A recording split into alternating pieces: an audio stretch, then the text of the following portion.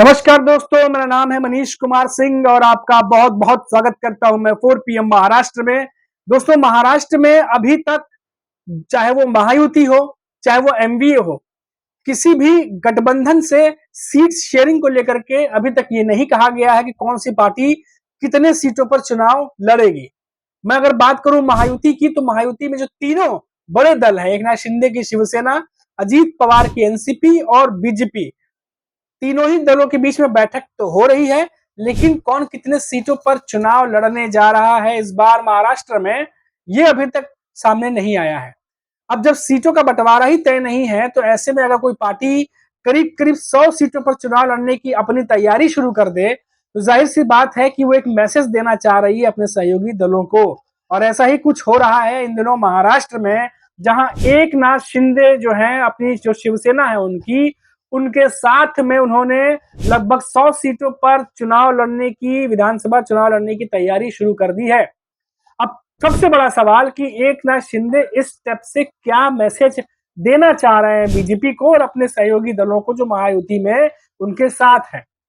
अब क्योंकि बहुत सारे नेता जो एकनाथ शिंदे की शिवसेना के, वो पहले भी ये बात कह चुके हैं कि इस बार की विधानसभा के चुनाव में कम से कम एकनाथ शिंदे की शिवसेना को 100 सीटें मिलनी चाहिए, और यही उम्मीद लेकर के जो एकनाथ शिंदे हैं वो आगे भी चल रहे हैं। अब इन दिनों जो एकनाथ शिंदे हैं वो काफी ज्यादा एक्टिव नजर आ रहे हैं, और एकनाथ शिंदे की नेतृत्व वाली शिवसेना ने शनिवार को, मैं आपको बता दूं, 113 विधानसभा जो क्षेत्रों में से 46 विधानसभा पर अपने प्रभारी तथा 93 यानी 93 विधानसभा निरीक्षकों की नियुक्ति कर दी है। अब एकनाथ शिंदे ने इसके साथ ही सहयोगी दलों, खासकर बीजेपी को यह संदेश दिया है कि शिवसेना विधानसभा चुनाव में 288 में से कम 100 सीटों पर चुनाव लड़ने की तैयारी कर रही है। अब राजनीतिक जो जानकार है वो क्या कहते हैं, विधानसभा चुनाव में सिर्फ 3 महीने का वक्त जो है करीब करीब बचा है, ऐसे में तैयारियों में कोई कमी न रह जाए, इसीलिए एकनाथ शिंदे ने अपने नेताओं की फौज को मैदान में उतारना शुरू कर दिया है। वहीं नारायण राणे जैसे बीजेपी के कुछ नेताओं ने हालिया बयान को भी इससे जोड़कर देखा जा रहा है, जिससे उन्होंने कहा कि विधानसभा चुनाव अकेले लड़ने की बात जो है वो कहते नजर आए। अब देखिए कि महाराष्ट्र की राजनीति में एक कहावत है कि मुंबई का किला चुनाव, जिसने चुनाव किला जो फतह कर लिया जिसने, उसी गठबंधन की सरकार बनती है।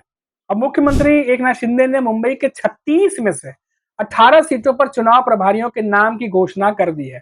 इसमें पूर्व नगर सेवक कमलेश राय जो चांदीवली कलीना संभालेंगे, मिलिंद देवड़ा वर्ली शिवड़ी से रहेंगे, यशवंत जाधव भायखला से रहेंगे, रविंद्र वायकर जो है जोगेश्वरी पूर्व, दिंडोशी, परभणी और गंगा खेड़ जो है वो देखेंगे, राहुल शेवाले चेंबूर, अणुशक्ति नगर, माहिम और धारावी का एरिया देखेंगे, शिशिर शिंदे जो है भांडू पश्चिम, कुर्ला, विक्रोली, मानखुर्द, एवं कांग्रेस से हाल ही में जो है वो एकनाथ शिंदे की शिवसेना में ज्वाइन हुए संजय निरुपम को अंधेरी ईस्ट, मलाड वेस्ट, मांगा ठाणे को प्रभारी वाली जिम्मेदारी जो है वो दे दी गई है।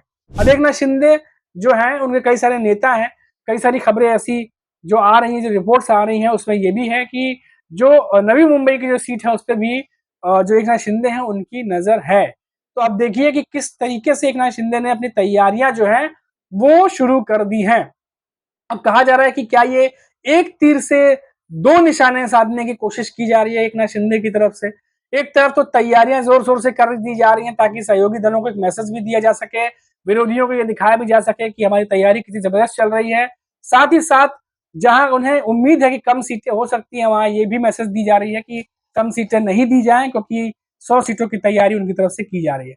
अब महाराष्ट्र का जो विधानसभा चुनाव है वो काफी रोचक होने जा रहा है, जहां विपक्षी महाविकास आघाड़ी राज्य में सत्ता बनाने के लिए सपना देख रहे हैं, तैयारी कर रहे हैं, वहीं सत्ताधारी महायुति किसी भी कीमत पर उन्हें मौका देना नहीं चाहती। अब एकनाथ शिंदे ने चुनाव की तैयारी के नाम पर अपने नेताओं के नाम की घोषणा कर एक तीर से दो निशाना साध दिया है। वो मुख्य प्रतिद्वंदी जो उद्धव ठाकरे पक्ष है या गुट है, जहां ये मैसेज दे रहे हैं कि ये चुनाव में किसी गलतफहमी में नहीं है, वहीं सीधा बीजेपी को भी ये बताने में सफल हुए हैं कि यदि चुनाव में उन्हें उम्मीद के मुताबिक सीट नहीं मिली तो वो अकेले भी मैदान में उतर सकते हैं, ऐसी भी अटकलें जो है वो लगाई जा रही हैं। अब देखिए ये एकनाथ शिंदे की तरफ से तैयारी जो है वो जोर शोर से शुरू कर दी गई है। अब महायुति में जो और एक नेता हैं जो लगातार लोकसभा इलेक्शन के बाद से ही विरोधियों के साथ साथ अपने दल के नेताओं के भी निशाने पर रहे। अजीत पवार, अब उनकी तैयारियों की जायजा आप देखिए, वो भी तैयारी शुरू कर चुके हैं, क्योंकि मैं आपको बता दूं कि अजीत पवार इस बीच अमित शाह से मिलने भी पहुंचे थे और अचानक पहुंचे थे, क्योंकि इसकी कोई खबर या अटकल किसी को नहीं थी। जब मीटिंग में वो पहुंच गया, मीटिंग हो रही थी, तब सभी को यह खबर मिली कि अमित शाह से मिलने के लिए अजीत पवार जो है वो दिल्ली पहुंचे हैं। और वहां से लौटने के बाद कई सारी जो है उन्होंने स्कीमें भी महाराष्ट्र में फिर से घोषणा की, और उसको लेकर के अब बात बताया जा रहा है कि शायद वहां पे महाराष्ट्र में सीट शेयरिंग को लेकर के भी बातचीत हुई है। खैर, अब उस पर क्या बातचीत हुई है क्या नहीं हुई, ये तो आने वाला वक्त बताएगा। लेकिन उससे पहले जिस तरीके से एकनाथ शिंदे का जो पावर गेम है वो महाराष्ट्र में शुरू हो गया है, और विपक्षियों की तो पता नहीं, लेकिन खुद के जो गठबंधन के दल हैं उनकी नजरें वो जरूर खींच रहे हैं।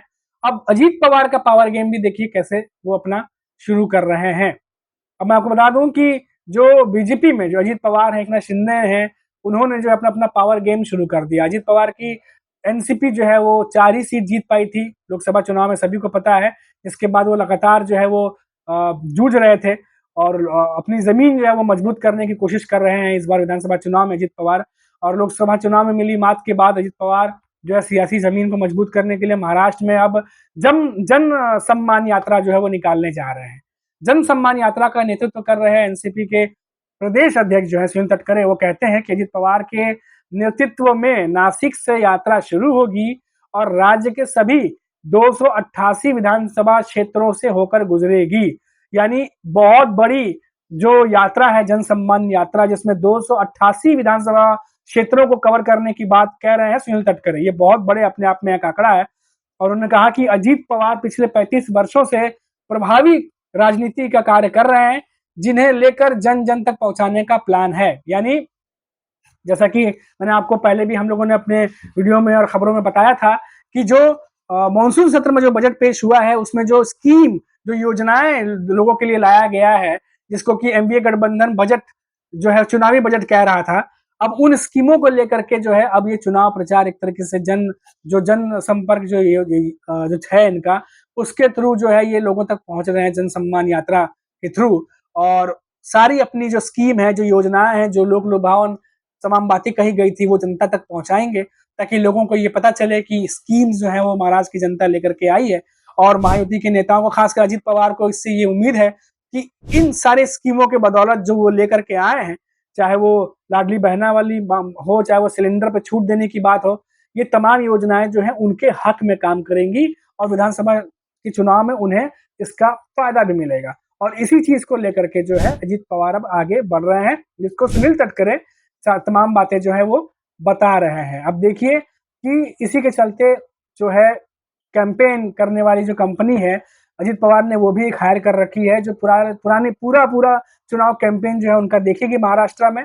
और ये सारा कुछ जो है वो उसका कैसे डिजाइन करना है, इनकी इमेज कैसे बिल्डिंग करनी है, पार्टी को कैसे लोगों तक पहुंचाना है, जो कमियां रहेगी उसको पूरा कैसे करना है, इसका पूरा काम चल रहा है। लेकिन क्या ये एनडीए गठबंधन के सामने काफी होगा? क्या विधानसभा चुनाव में एनडीए गठबंधन इतनी तैयारी के बाद भी क्या नुकसान नहीं पहुंचा पाएगा?